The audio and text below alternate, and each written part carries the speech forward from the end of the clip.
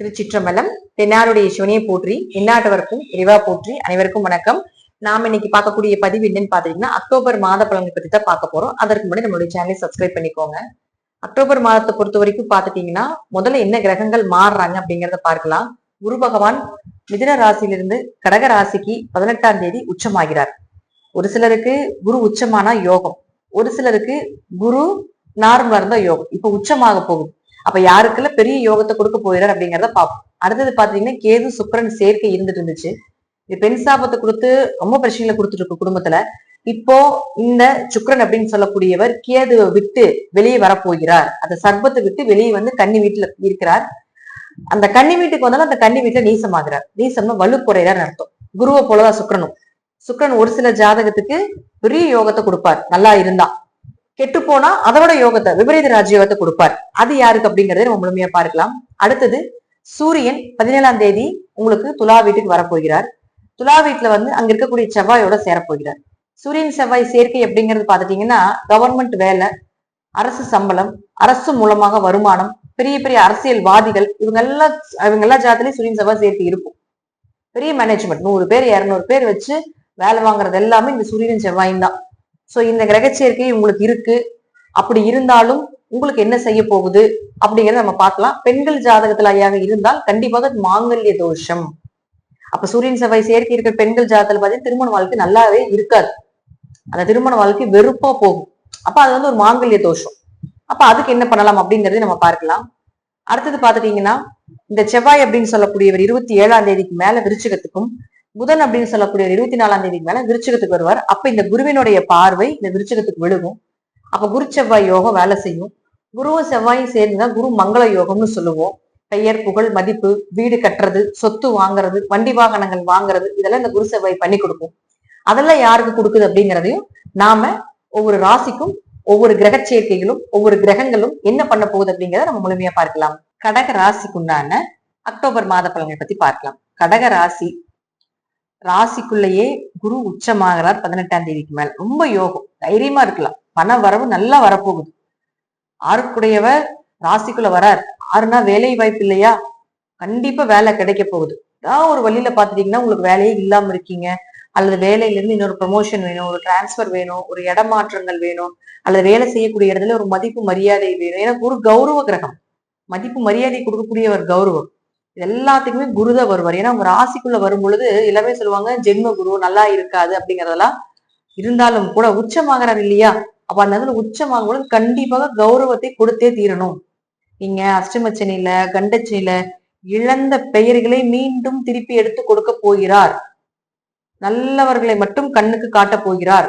கெட்ட சகவாசவங்களை விளக்க போகிறார். அதுல எந்த மாற்று கருத்து இடமில்லை. குரு ஒரு நல்ல சுப கிரகம், தெய்வீக கிரகம், ஆன்மீக கிரகம். நல்ல ஒருத்தருக்கு வெளிச்சம் வரணும் அப்படின்னா அது அந்த குருவால மட்டும்தான் முடியும். ஒருத்தருடைய வாழ்க்கையில நல்லது நடக்குது, நல்ல விஷயங்கள் நடக்குது, அவங்க வாழ்க்கையில வந்து இவ்வளோ டிராபேக்கா போனாலும் கூட மீண்டும் எழுந்து வந்து ஜெயிக்கிறாங்க அப்படின்னா அது குருனுடைய தன்மை இல்லாம நடக்கவே நடக்காது. இப்ப குரு ராசிக்குள்ள வராரு, நீங்க எழுதி வச்சுக்கோங்க. இந்த குரு ராசிக்குள்ள வரும் பொழுது உங்களுக்கு எல்லாமே சக்சஸ் ஆக போகுது.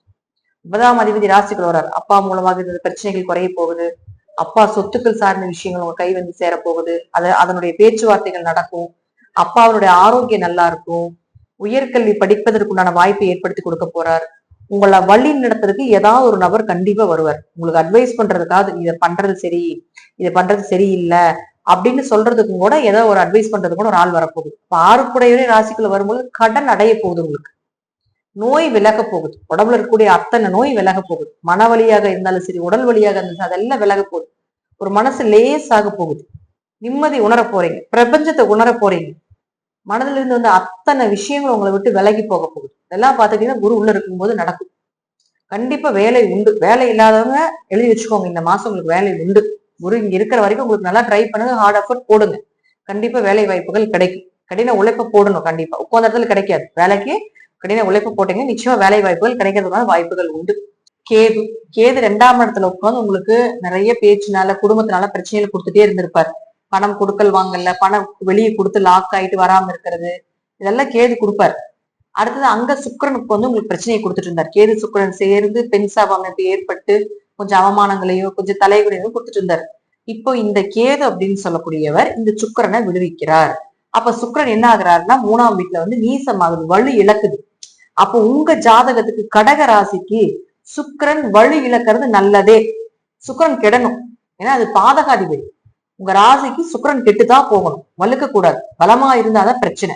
அப்ப இங்க சுக்கிரன் கெடக்கூடிய ஒரு காலகட்டங்கள்ல பாத்துட்டீங்கன்னா கொஞ்சம் ஓவராலா உங்களுக்கு ஓரளவுக்கு நீங்க எதிர்பார்த்த லாபங்கள் கிடைக்கும், கொஞ்சம் ஆரோக்கியம் நல்லா இருக்கும். சின்ன சின்ன பிரச்சனைகள் வரும், ஏன்னா பாதகாதிபதி இல்லையா, பிரச்சனைகளை கொடுத்து தீர்வு கொடுப்பாரு, அவ்வளவுதான். ஆனா சுக்கிரன் கெடுறது கொஞ்சம் பண வரவு, செல்வ செழிப்பு கொடுக்கறதுக்கு உண்டான வாய்ப்புகள், கொஞ்சம் ஆரோக்கியம் நல்லா இருக்கிறது, வீடு மனை சொத்துக்கள் சார்ந்த விஷயங்கள் ஏதாவது ஒரு நன்மைகள் நடக்கிறது, உங்களுக்கு தேவையான விஷயங்கள் நீங்க பூர்த்தி பண்ணி கொடுக்கறதுக்கு உண்டான வாய்ப்புகள், அதே போல லாபங்கள் கொஞ்சம் பெறுவதற்கு உண்டான வாய்ப்புகள். இதுலயே பாத்தீங்கன்னா உங்களுடைய ஆசைகள் எல்லாம் நிறைவேறது, மூத்த சகோதரர்கள் மூலமாக உதவிகள் கிடைப்பது, இதெல்லாம் ஏற்படுத்தி கொடுப்பார். தாய் மூலமாக ஏதாவது ஒரு உதவிகள் வேணும் அப்படின்னு நினைச்சீங்கன்னாலும் இப்ப கேட்டீங்கன்னா அதெல்லாம் கிடைக்கிறதுக்கு உண்டான வாய்ப்புகள் உண்டு. அடுத்தது உங்களுக்கு புதனை பொறுத்த வரைக்கும் பாத்தீங்கன்னா 3 மற்றும் 12ஆம் அதிபதியாகி இருக்கக்கூடிய வீடு அப்படின்னு பாத்துட்டீங்கன்னா 24ஆம் தேதி வரைக்கும் இங்கதான் இருக்க போறார். துலா வீட்டுலதான் இருக்க போற. 4ஆம் வீட்டுல இருக்கு. 3 கூடையோர் 4ல இருந்து தைரியம் அதிகரிப்பீங்க, இயற்கையாகவே தைரியமா இருப்பீங்க, நல்லா இருப்பீங்க. அதாவது வந்து எதை வந்தாலும் பாத்துக்கலாம், என்ன செஞ்சாலும் பாத்துக்கலாம், இவ்வளவுதானே, வாழ்ந்துதானே ஆகணும், இவ்வளவுதானே அப்படிங்கிற ஒரு மனோபக்குவத்தை அந்த புதன் கொடுத்துரும். இப்ப 4ஆம் இடத்துல புதன் இருந்துச்சுன்னு வச்சுக்கோங்களேன், உயர்கல்வி அதாவது வந்து +2 முடிச்சுட்டு படிக்க முடியாம இருக்கிறீங்க, அந்த ஃபர்ஸ்ட் டிகிரியே முடிக்க முடியாம இருக்கிறீங்க, படிப்புக்குண்டான வேலைகளோ அல்லது படித்த படிப்புக்குண்டான வேலைகளோ கிடைக்காம இருக்குது அப்படின்னா அதெல்லாம் இந்த புதன் ஏற்படுத்தி கொடுப்பாரு உங்க ஜாதகத்தை.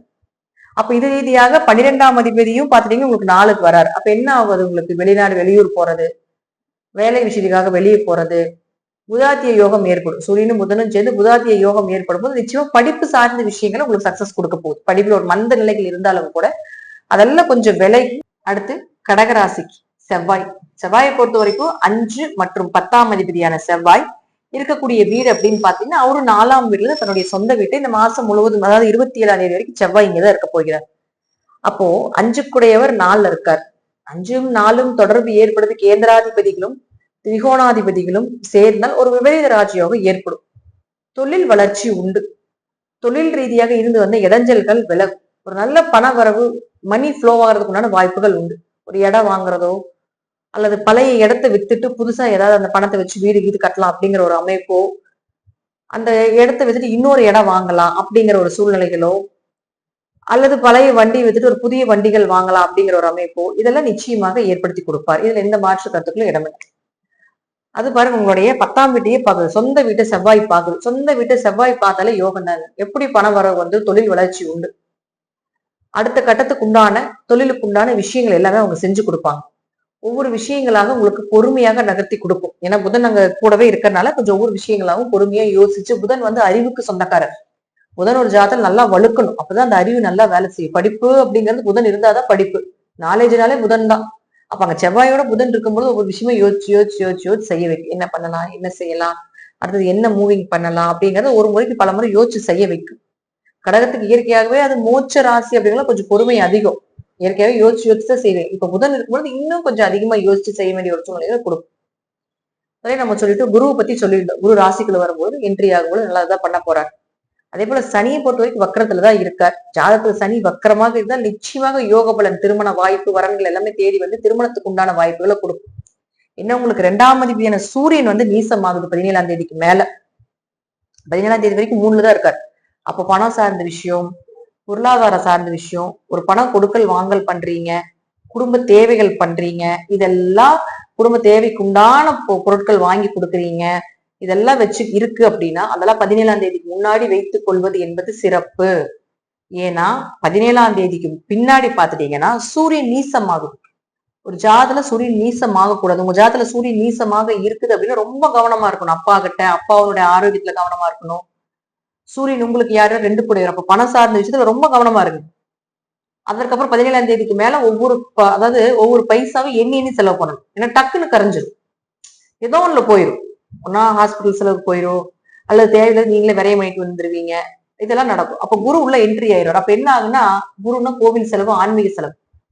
அப்போ ஆன்மீகத்துக்காக செலவு பண்ணுங்க, கோயிலுக்கு நிறைய செலவு பண்ணுங்க, இறைவனுக்கு நிறைய செலவு பண்ணுங்க, ஆன்மீக குருமார்களுக்கு நிறைய செலவு பண்ணுங்க, உங்களை வழிநடத்தக்கூடியவர்களுக்கு நிறைய செலவு பண்ணுங்க. இதெல்லாம் என்ன பண்ணும்னா அசுப விரயங்களை குறைத்திரும்.